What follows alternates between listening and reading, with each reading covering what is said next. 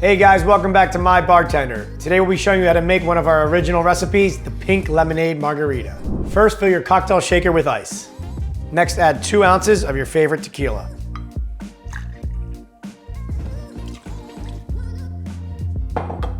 Next, add 1 ounce of triple sec.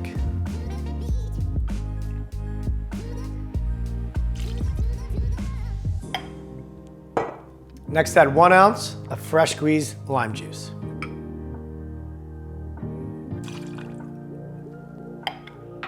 Now add 3 ounces of pink lemonade.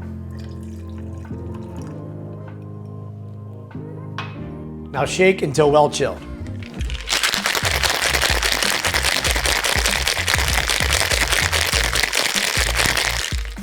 Now rim your margarita glass with sugar, or if you prefer salt, you can do salt as well. Now add ice and pour.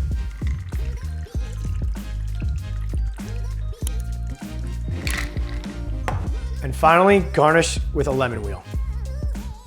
And that's how you make the Pink Lemonade Margarita. Enjoy.